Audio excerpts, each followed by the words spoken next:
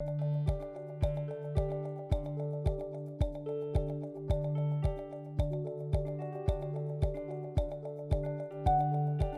issue of technology transfer, which has been a burning issue concerning our relationship with China. From what we know here in China, China is not ready and willing to just come to Africa and colonize Africa and start taking over everything in Africa.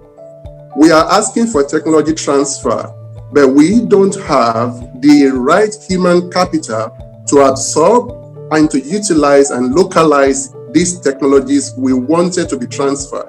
We have to learn, how did China get to where they are today? So China wanted to develop. She got loans from Japan and other developed countries, and she utilized these loans for her development. It's not so much about negotiating with China and getting what we can get for specific reasons or specific purpose, but I'm looking at the broad picture of African opportunity.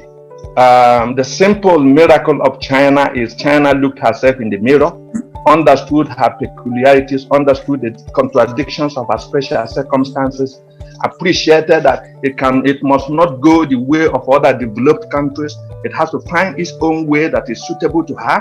Africans don't traditionally in the past, we don't discuss without proverbs. I think our relationship with China should be guided by this, our proverb. Don't give me fish, but teach me how to fish. Not just to fish in my local rivers, in my village rivers. So our approach and our relationship with China should be guided by this. Don't send me technology, but teach me how to use my own particular peculiarities and things that I have in my farms, that I have in my country to use in developing my country. We cannot rely completely forever on Chinese technology and use it in developing training our officials, training our technicians, training our tradesmen to learn from the Chinese model.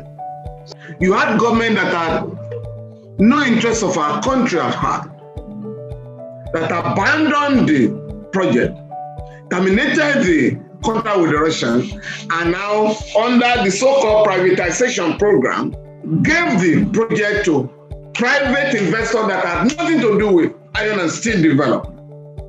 And that is why we're still in a dilemma today. The Buhari administration had just gone back to the Russians. Can you come back, please? But that is a colossal loss to the country. The 4,000 engineers have been thrown out of job. Some of them are very old now, so we have to start all over again.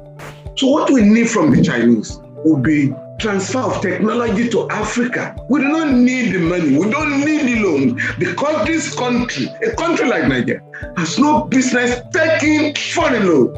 If the resources of our country, abundant human and natural resources, are well husbanded and utilized, and our resources are equitably distributed, we have no business going abroad for a loan.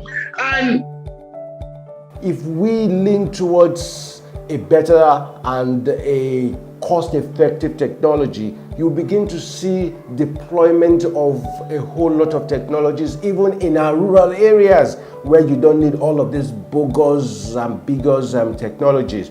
And of course, if we go to rural areas now, you see kiosks being set up by rural people, giving them the ability to do fund transfer. Like a good example here is the OPay, which is of course a Chinese company that has come into Africa, and they're doing very well and they're enriching our people. You understand? They have given our people the opportunity to also be gainfully employed. You understand? And of course, helping us to, expand the scope of the bankable number of Africa. We need to invest a lot in education. We need to invest in science and technology. We need to invest in technical education.